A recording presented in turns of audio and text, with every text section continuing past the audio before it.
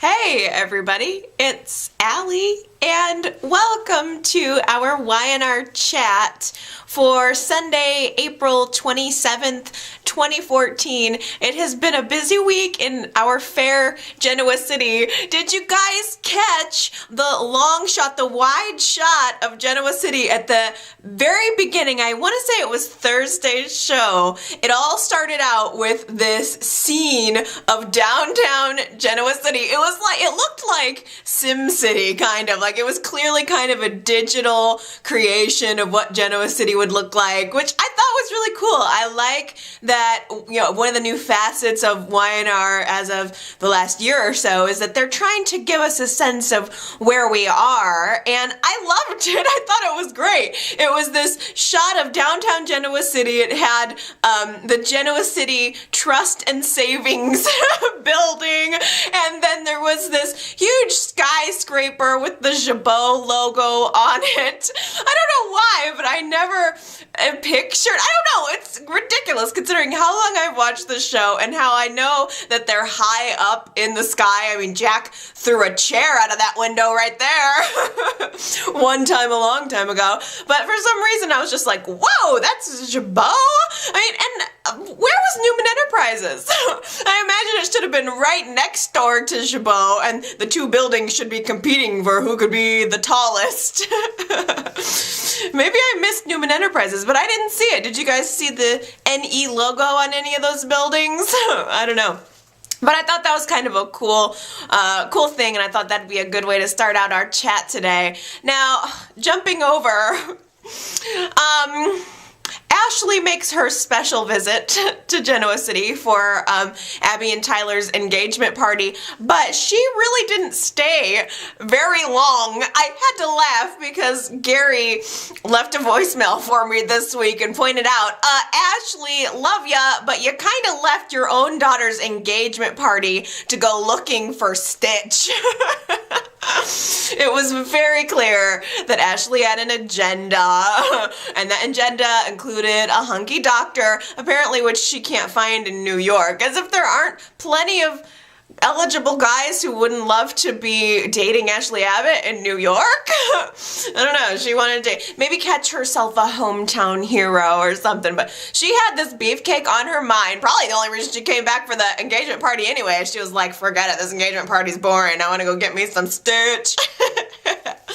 So Ashley goes to the hospital and she finds Stitch, and he's very happy to see her and she's very happy to see him, and she finds a way of asking if maybe he'd like to go out. In fact, I think she was kind of presumptuous about it. She was sort of like, well, when you get off here, why don't I go take you for a little spin?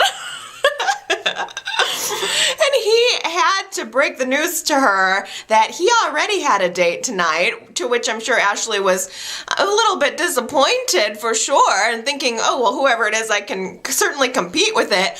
But then Victoria shows up, and it's revealed that Victoria kind of got to this guy first. And it was so awkward.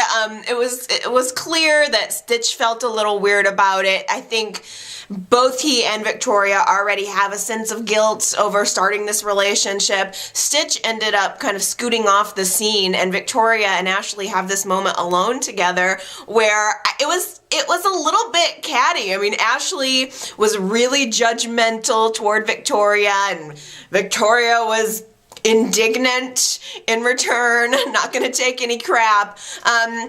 But it certainly did cause some stress on that relationship. I mean, I think Victoria and Ashley have always gotten along pretty well, but it was definitely Ashley giving her not seal of approval. But Victoria really is, she's like, hey, your brother's screwed me over. I'm ready to move on. It's not like Victoria doesn't love Billy, but she's trying to move on and see what other fish there might be in the sea. So she and Stitch go on to have a date. It's not quite the date that they thought they were gonna have. He wanted to take her out to a beautiful night on the town, but he got stuck at the hospital, and so she just ended up staying with him there, and they had a hospital date, and it was very cute, but I think maybe getting a taste of what life with Stitch might be like jarred Victoria back into reality, because I'm sure she can't help but compare it to what life with Billy is like. And now she's realizing that she's found herself in another relationship and maybe she's not ready for this. And she does tell Stitch it's moving a little fast, and I agree. I think it is indeed moving a little fast. They, I think, kind of try to bring things back to more of a just friends level. They go to the park and they are very cute together. They're sitting there on the bench, listening to music and chowing down on some gross, greasy, street hot dogs. No, thank you. And I think having a sort of a sense of we need to back it off and just see if we, how much we like spending time together minus the sexual element. And no sooner than I think that reasonability was coming to the surface, but Victoria runs off and throws up in the bushes. She has to run away and puke. And Stitch is I'm sure, ready to take care of her immediately, thinking she has the flu or she has food poisoning or something else is going on. But I mean, I think we all know what it is. We know that we're watching a soap opera here. There's only one possible explanation for why Victoria would be throwing up. She's pregnant. Shocker of the week. Billy goes to see Chelsea. He wants to get a look at Connor. It is his last touchstone to his daughter. So he begs Chelsea to let him into the condo. She really doesn't want to, but she reluctantly opens the door, lets Billy in. I mean, I don't blame Chelsea. Everybody in the world wants to come by and see this baby for their own selfish reasons. And here she's just trying to raise her son on her own as a single mother. So I don't blame her not wanting to readily open up the door when Billy and Chloe or Victor or anybody else comes by and decides they want to wake the kid up in the middle of the night. So again, I'm empathizing with Chelsea more than I think I ever have. But it's also becoming clear that both Billy and Chelsea are kind of lonely. So it was about Billy wanting to see Connor, but Billy, I think, is wanting to have a friend right now, and he has been leaning on Chelsea a little bit more here and there.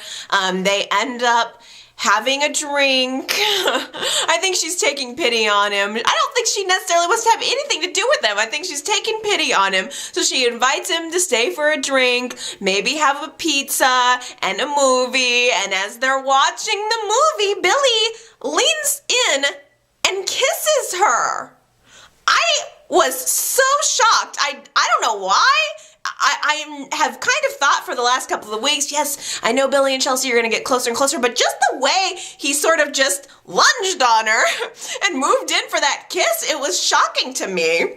Chelsea was so offended that she smacks him just right in the face. I honestly don't blame her. The kiss came out of nowhere. Just because the woman is taking a little pity on you doesn't mean that she's gonna succumb immediately to your sexual advances, Billy. It was cute, but shoot, I was not expecting it. I don't know. What do you guys think? Billy and Chelsea? Are you feeling that at all? Let me know.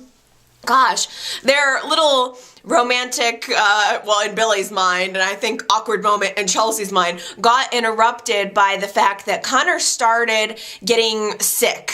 He's coughing, and Chelsea, she becomes concerned that maybe Connor might have swallowed a button on her shirt. She notices the button is missing. So both Chelsea and Billy rush Connor to the hospital where Victoria and Stitch are on their hospital date. So they both rush out, and I think Stitch whisks away Connor to go help him out, and probably Chelsea goes with him. There's this brief moment in the hall where Billy and Victoria come face to face. He realizes she's here for Stitch. She realizes he's here with Chelsea.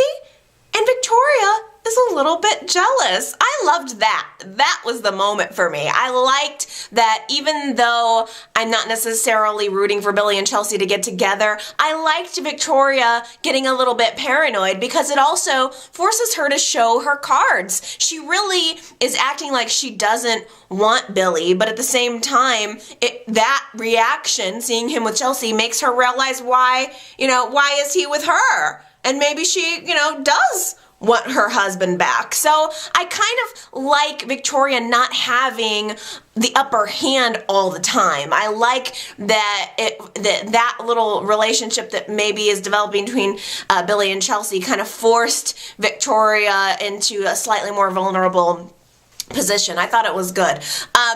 So the crisis is averted. Chelsea's able to take, big surprise, Chelsea's able to take Connor home and she's with him trying to help him out. Billy shows back up at the apartment.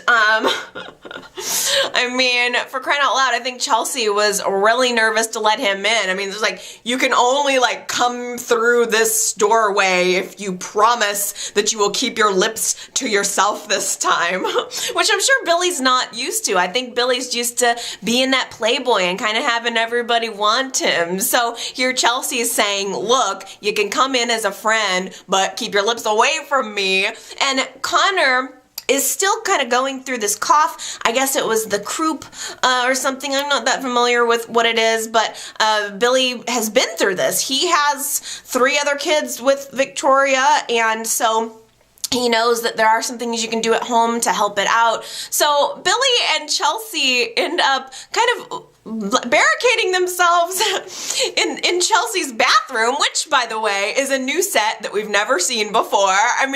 Last week or the week before, Sharon got her brand new bathroom set, and now here we are, Chelsea getting her new brand new bathroom set. I think Y&R must have gotten a bathroom budget. I don't know who's signing away the checks over there, but they're like, yeah, we'll give you X amount of money for your bathrooms right now. But it was kind of cool seeing the new set. They are in there running the shower to keep the steam going to kind of clear Connor's breathing passage. And it's just them in there together, hot and sweaty. Chelsea is it's so humid, like it's a steam room in the bathroom. It's so humid. She takes off her sweater. Oh, just peels that hot sweater right off and starts, I think, taking it to pat her perspiring breasts. It's so hot and steamy in here. And Billy's totally noticing. He's totally checking her boobs out.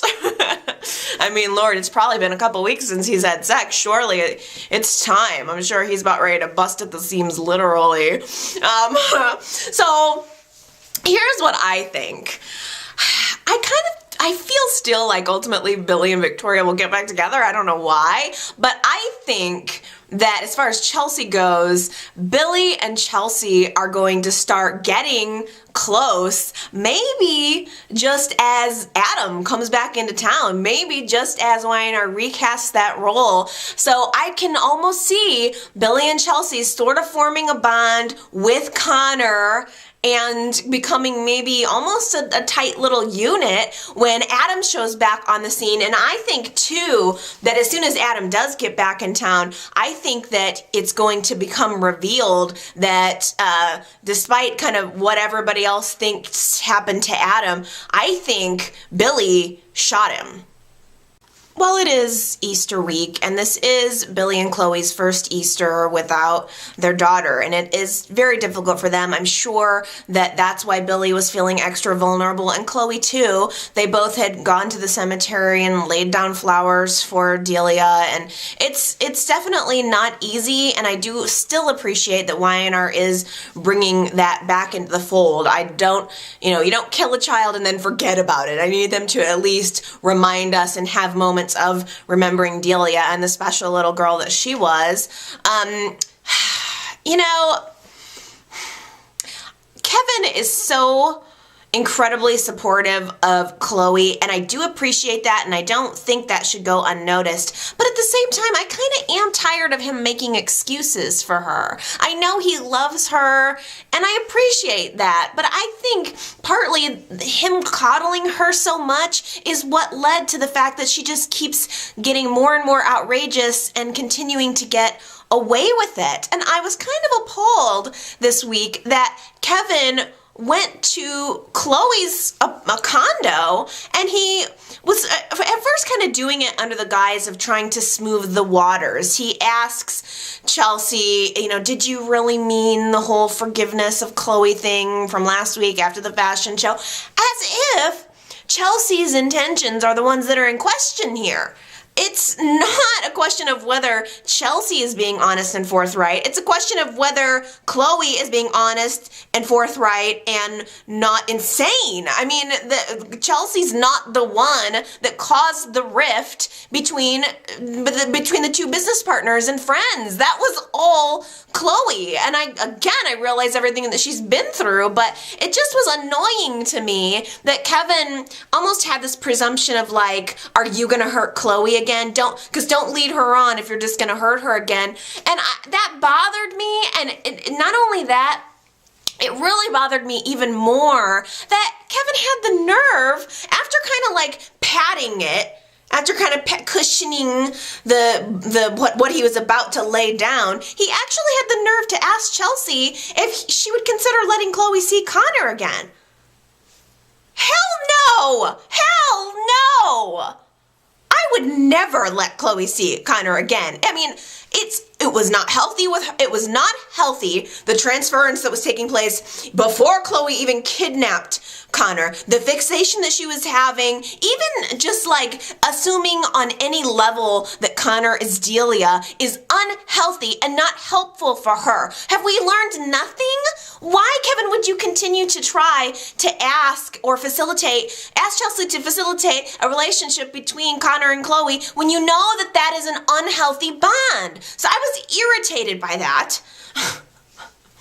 He is just such a puppy. He's Chloe's lapdog. I used to like Kevin. Kevin used to be like fierce all on his own and funky, and he was a geek hacker and just like, yeah, with Jana he was like rock and roll kind of bad. I'm a pyro. And now he is such a wimp. I'm sorry. Chloe just changed him. But, I don't know, maybe we're back on the road to recovery for Kevin, especially now that Elizabeth Heinrichsen, as we know, is going to be exiting the scene. But Kevin goes back and finds Chloe at the coffee house and tries to talk to her a little bit, seems to want to let Chloe know that he loves her and he wants to take care of her, and he's committed to this arrangement that they have, this marriage arrangement that they have to keep her crazy butt out of the mental institution. But at the same time, it did seem like Kevin had a little bit more resolution in his eyes and his voice, that he doesn't want to pressure her for a relationship that she's clearly not ready for, not really wanting, not even ever, potentially. And I think he's starting to just come to the realization that Chloe does not love him the way that he loves her, and he kind of tells her that and just simply walks away. At Abby and Tyler's engagement party, Victor is inside having kind of a private conversation with Sharon, giving her pretty much a guilt trip, saying he will tolerate her, but I don't forgive you. Make no mistake, I don't forgive you. I mean, it's ironic, given what we know is going to happen afterwards, that Victor would get up on his high horse and try to act like Sharon is the low one, that Sharon did something so horrible to him when we know what's about to come. I mean, Nick is outside catching Cassie looking through the windows. So this is going to be Nick's moment of coming to the realization of, oh my gosh, the layers of, oh my gosh, this person looks like my daughter. Oh my gosh, there's no way this is a coincidence. Now, before I get into all of that, I have to sidetrack because I think this is a really interesting note. Anna called into my voicemail this week and made a point that kind of, I was thinking of a little bit in my mind, but I hadn't fully fleshed it out. But Anna had said, wait a minute, why was Cassie looking through the windows at that engagement party? What reason would she have for that? I don't think she's so concerned with what's going on with Sharon that she would go out of her way to peek in the windows. So the question is, why was Cassie there? And Anna made just such a good point. Could Cassie be Mariah? I mean, there was that question last week where Tyler had asked to meet with Mariah right before the engagement party, and we don't know how that turned out or whatever, but I tell ya, I kind of am thinking so. I think Cassie is Mariah, and Tyler has had some kind of past involvement with her. So that's going to give her her reason to stay around after this whole Nick and Sharon thing falls out. I mean, plus, technically, what are Cassie and Abby? What's their relationship? It's so incestuous these days. Like, I don't even know how everybody's related, but that could create kind of an interesting triangle there. I'm totally seeing Cassie in a new way. I think it's hard to not look at her and see that adorable little redheaded Annie, but I'm looking at her now, and I am seeing her as a strong, independent, unique actress. Like this character has her own set of personality, quirks, and I like her. I'm taking her real serious now this time around, and I want her to stay around, and I'm really glad, Shoot, with all of the Ghost Cassie thing that we got sidetracked with, it got a little annoying, and I didn't get to enjoy the fact that, yay, we get Cameron Grimes back. And now I am. I'm fully there. Now that the secret is kind of coming out, I'm fully there with Cameron Grimes. Now, okay, so Nick is catching Cassie looking through the window at Tyler and Abby's engagement party, and he is stunned. I mean, he's looking into this woman's face that looks exactly like his daughter would have looked. And she's got a distinct face. Like, he probably can't even move. I mean, he calls out to her and she runs away. But I know he's thinking, this is not a ghost. This is actually happening. He follows her to her hotel room where she is ready to get the hell out of Dodge. She's like throwing her stuff in bags and getting ready to run out. She opens up the door and Nick is there. He had followed her and they come face to face for the first time on screen. And I tell you, I am so enjoying seeing those two back together again, because let's not forget the really special relationship that Nick had with Cassie. We've really been focusing on Sharon and what she's been going through, but I liked the relationship that Nick had with his daughter, and it's just really good to see those two actors back together. I'm enjoying it. I loved it so much. Nick charges Cassie, like pretty much grabs her bag, opens it up, and flips through it and sees all of these pictures of his daughter. Why would this woman have all of these pictures? She tries to scramble her way out of it, tries to deny it, but she clearly wants to crack anyway.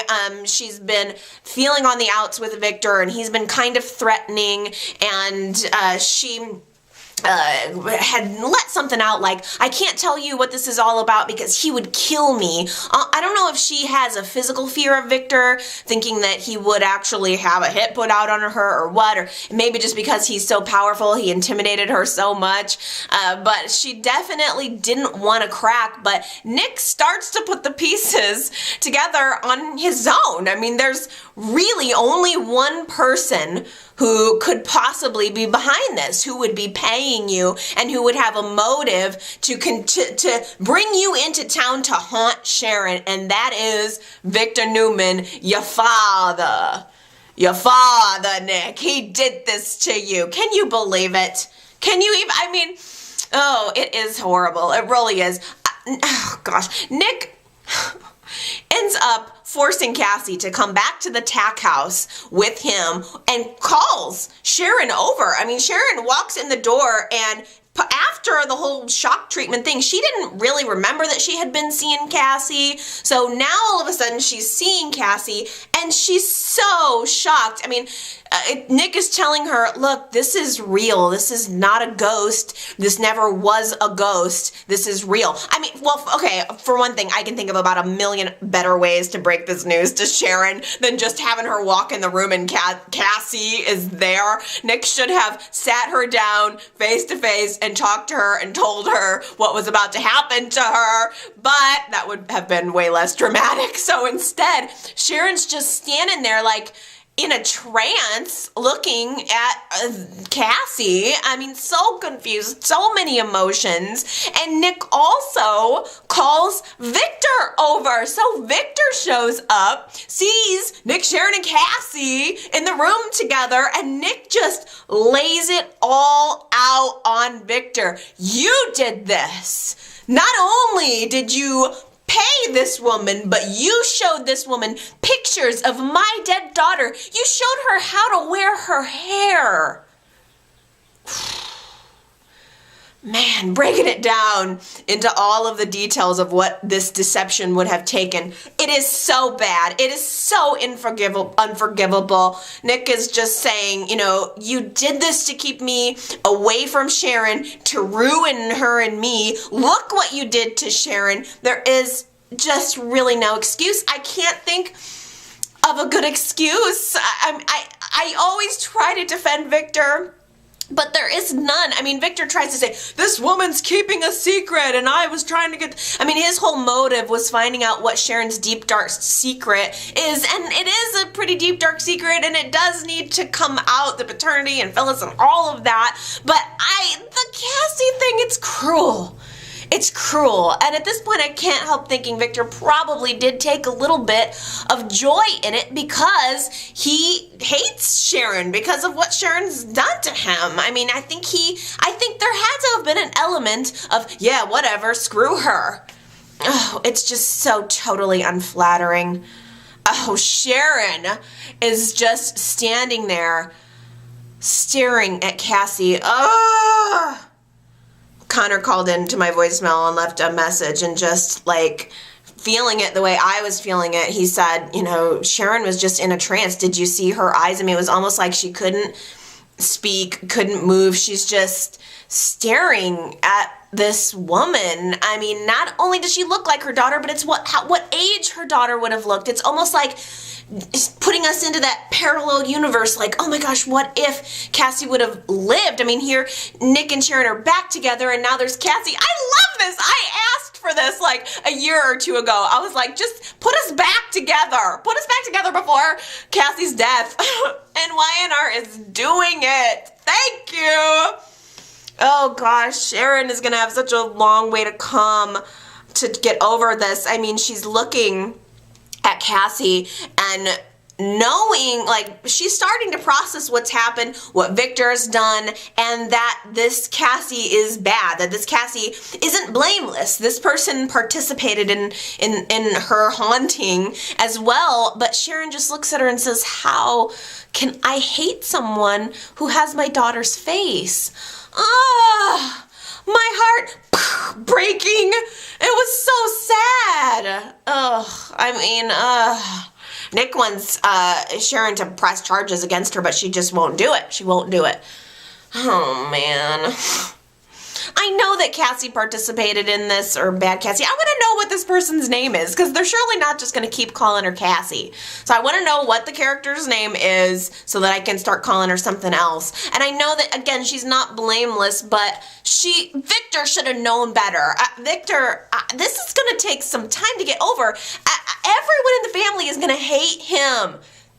You think that they hated him when he kept the secret about Adam killing Delia? I mean, they all said that they were not going to ever forgive him for that, and then they did, but this is pretty freaking bad. And he knows it because, oh Lord, he comes home back to the ranch. And there's this flashback. You know I love a flashback, but specifically to this point in time. This is when I started watching YNR at around within the first couple of years of when I first started watching YNR. Victor is standing in the home that he had built for Nick and Sharon on the ranch. When that home became constructed, Nick and Victor are inside of it. Nick is so excited, like, about all of the things he's gonna do with this place, and Sharon's gonna be so happy about it, and Victor's taking pride in knowing that he's building this house for his son. Victor is thinking back about the first place that he ever had. It was a one-bedroom apartment. The heater barely worked, and gosh, that was the pull for me. That was the story that made me fall in love with Victor. They were like, YNR always reinforced, this is a very powerful man, but he came from less than nothing. And that's what really drew me into the story. I mean, it's the American dream. That is what made me start watching this show. And just seeing that flashback made me think, I remember when Victor was the hero, and that's why my heart was breaking. Victor was the hero when I started watching, and now he is the villain. Gosh, Nick was so fresh-faced, too. Did you guys like that? He really reminded me of the current Noah. Just kind of bubbly and super stoked about everything, man. It was such a happy flashback, and now look where we are. Avery's cooking show, You've Been Served, gets the green light. So we're gonna be seeing her on her cooking show soon, I'm sure. But you know there's gonna be a downfall. And the nudie-ish, the sexy tape of her, it wasn't exactly a sex tape, it was more of a sexy tape, that's still out in the internet world, so that could come back to bite her, or Ian could have something to do with her downfall. Either way, you know it's gonna end up humiliating for her.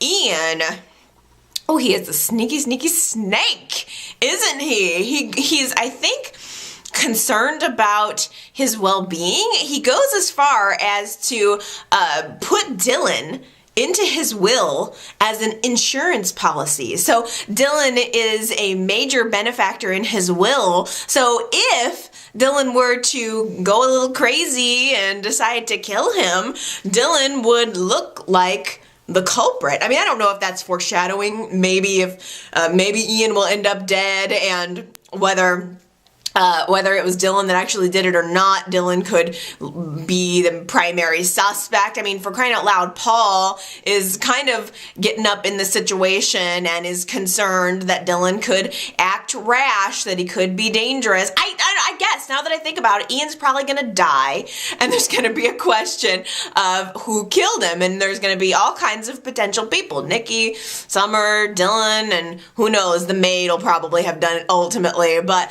I mean, Paul is going around telling Dylan to stay away from Ian, don't trash his room, don't do anything, and Paul planted the seed even in Avery's mind that Dylan might have been the one to trash the room. And I don't know if Dylan was the one to trash the room. The fact that he's standing around at Crimson Nights wielding a knife, cutting up lemons, doesn't help. Neil is clearly still bitter about everything that happened with Leslie. He runs into her at the club this week, and it's so nasty. Neil offers to throw her a wedding reception. Ouch, that burns. He even said something like, I don't know. I mean, it's kind of hard to keep up with your ideas about weddings and marriage. I mean, she did dog him, but, oh, boy. The best, honestly, probably part of this whole storyline for the week was Hilary and Leslie going at it pretty much. Hilary sits down with Leslie, gives her a piece of her mind, and doesn't pull any punches at all. But, I also really liked seeing Leslie claw right back and remind Hilary, I'm not the only one that hurt Neil. Remember that whole Frank, publishing his diary thing, trying to ruin his life thing? Yeah, you did that too. So I kind of enjoyed them going back and forth at it, like Leslie versus Hilary. It's kind of great. I mean, Hilary lashes at Leslie and says, like, stay away from Neil. And Leslie lashes right back out at her and is like, right back at you, sister. Right back at you. It got good. It got real. I did enjoy that. Now, what I don't enjoy is Neil and Hilary. I'm struggling. I'm struggling with this, you guys. Neil is like thinking about Hilary, thinking about the kiss. We're seeing flashbacks of their kiss, and I can't even rewatch it. I honestly turned my head away when it came time to rewatch their kiss. It's just painful. And even more painful to see Neil kind of chasing Hilary around now, trying to convince her that it wasn't just a fluke. She's trying to deny it. She doesn't want to get involved with her boss, and he's trying to tell her, no, you felt a spark. You totally felt a spark, Oh, I didn't feel the spark. Hilary and Devon, on the other hand, I think that's a much better pair, a much more appropriate pair. I don't know why Neil got brought into this mix in the first place. Can't we find someone like a more appropriate match for him? Devon, is realizing that Hilary is the girl for him, just as Hilary is giving in to Neil's advances and they're upstairs at the athletic club ripping each other's clothes off. I just want to quickly say I enjoyed seeing Michael and Lauren and Paul and Christine having dinner together, or maybe it was brunch, I can't remember. I think it was dinner. But it was nice to see those two couples interacting as friends. I like them. They're mature, older couples. They are intelligent. They're funny. I like seeing the banter all back and forth. Christine is getting ready to congratulate Lauren for being pregnant, and Lauren has to tell her, no, I'm not actually pregnant, and we're kind of sad about it. And Christine, it's weird. She actually started coming around thinking she might be interested in having kids. So she's telling Paul, I've had my career and I'm starting to wonder if I've missed out on having kids. So even if we don't see Michael and Lauren having a baby soon, is it possible that Paul and Chris are going to be? I got an awesome new voicemail from Cheryl this week. I love hearing people call into my voicemail for the first time. It's just such a pleasure to me. I think I enjoy listening to podcasts and watching video, and so actually hearing your voices feedback about the show, it's just such a joy for me. And Cheryl was telling me about the stage manager that we saw a couple of weeks ago behind the scenes at the fashion show that was kind of snip-snapping on everybody, was Opal, a character called Opal from All My Children. I think it's so interesting. There are a lot of crossovers right now. I mean, there was some sort of talk about maybe Susan Lucci coming to YNR just over this past couple weeks, or there was some kind of something about Susan Lucci. I don't know if they're trying to lure her away. I think she's an All My Children vet. I want to say, I hope I'm not wrong. Gosh, those are the two I always get mixed up. All My Children and As the World Turns, I get those mixed up. I think the new Katie McLean, I believe she was on both All My Children and As the World Turns, unless I'm getting those all mixed up again too. But I tell you, I'm feeling her this week. I'm definitely getting a sense of who she is. It's clear that she is a seasoned professional actress. She is bringing it to the table. I do like her. And there was a lot. It is just a total revamp of the character, but I'm completely accepting it.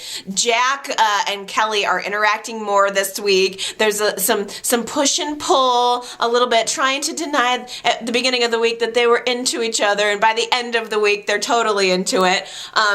Jack starts out by telling her maybe it's best if we go our separate ways, which is pretty much picking up where she left off last week, but I think maybe being told no made them both want it more.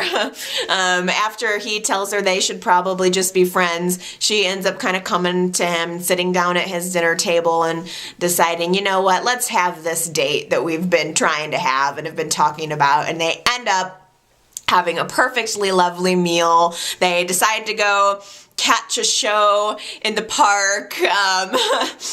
It's hard not to compare old Kelly. Can you see old Kelly going to the symphony? I just can't. I mean, this Kelly is so much more refined. I mean, this Kelly knows Italian and she appreciates classical music, but old movies too, and they happen to be the same old movies that Jack loves. There is something in her eyes that feels like a much better pair for Jack. I mean, you know, he's Mr. Sentimental, Mr. Romantic, and I kind of wonder if she's sort of that too, just sentimental about certain things. I think that they've just, the character is revamped. We need to just forget about old Kelly, because I think this is going to be good. I do. I'm for it, and I'm having to let it go. I have no choice, so I'm moving forward with Jack and Kelly, enjoying it. They're at the park together, talking, bantering, and they end up kissing. And it's, clear. It's like Kelly goes off and talks to Lily afterwards. She's having this internal struggle because it's complicated because she had the affair with Billy, but she's finding herself really compelled by Jack. Jack is worried about the fact that he is cheating on Phyllis. And in fact, when Jack and Kelly shared their kiss in the park, Summer sees it and she feels very offended. She thinks it's kind of crushing her ideas of what relationships and romance are. She thought that her mom and Jack were destined to be together and they have this great romance story, and I guess that just doesn't work out, is her perspective. But at the same time, Kelly's having this conversation with Lily. Jack is talking to Jill and she's encouraging him to just move on. You need to be happy. Life is short. And I think Jack has known that deep down for a long time, that he really, as much as he loves Phyllis, she wouldn't want him to put his life on hold. So he's trying to move on. I'm assuming that Summer is going to become a problem for those two, which I think is would be interesting to view. But at the same time, how can you deny Jack someone that makes him happy when he hasn't been this happy in so long? And how can you deny someone who makes him bust out his very best Jimmy Stewart impression? Jill and Colin have a lunch date with Lily and Kane and the kids, and Lily begrudgingly introduces the kids as Kane's father, introduces the kids to their grandfather for the very first time, and they have questions, and of course Colin is super charming with them. I mean, how could they not love him? He's kind of a big kid, so it all went over really well, except for the fact that Lily and Kane, I'm sure, but especially Lily, is very apprehensive about allowing Colin into their lives, and I can understand why. He did try to kidnap those kids and take them to Australia, so I hope that he never tries to do something like that again. Beware, because YNR loves to kidnap kids. They also love to kill kids too, so I'm just saying, Charlie and Maddie, watch out. Other than that, it was a perfectly civil little meeting, family meeting. Kane mentions the job offer that Victor gave him to become the CEO of Chancellor Industries, and Kane reveals that he wants to take it so that he can know who it is who set him up with this whole Bonaventure thing. And just as he's saying that, Colin is like looking side to side shadily. He kind of has become the master of just sort of like looking kind of skeevy. Colin, he's just shady. He's just as shady. He's off. He just takes a break from the family moment to go outside, make some shady phone calls, and then he has some shady meeting with some shady guy in the park, and he's meeting with this guy, pretty much revealing that he originally had intentions of hooking up with Jill to get his hands on the fortune, and he found love instead. But it kind of, the sense I'm getting from it is that Colin is in debt and looking for a way to repay that debt, be it with Jill's music box hunt, or be it with the diamond heist, or be it with whatever, however he's connected to Bonaventure. He's trying to make some quick cash, and as he's in the park having this meeting with this other guy, this other cohort, I guess, who he owes money to, or he owes money to his people, Colin ends up butt dialing Jill. Like, he's sitting there and his butt accidentally dials Jill's phone number. So she's on the other end and she pretty much hears everything, and she's heartbroken and angry, and it doesn't help that Colin said he was going off to a meeting with his banker to set up some trust funds for the kids, which is a relationship that Jill vouched for. Jill got him in the door with Lily and Kane, and now not only is he betraying them, he's betraying her, and he's not telling her the whole truth. And she found out about it. She's keeping it a little bit under her hat. She tells Colin, oh, let's get a room upstairs, and, we'll have a real great night together. And you just know she's going to let him have it. I mean, Jill's probably going to handcuff him to the bed. Okay, you guys, I hope you all enjoyed this week's show and that you have a lovely week. Feel free to leave me your comments and let me know how you're feeling about all of the craziness happening in this city, in our fair Genoa city. I will see you guys next week. I love you so much. Bye!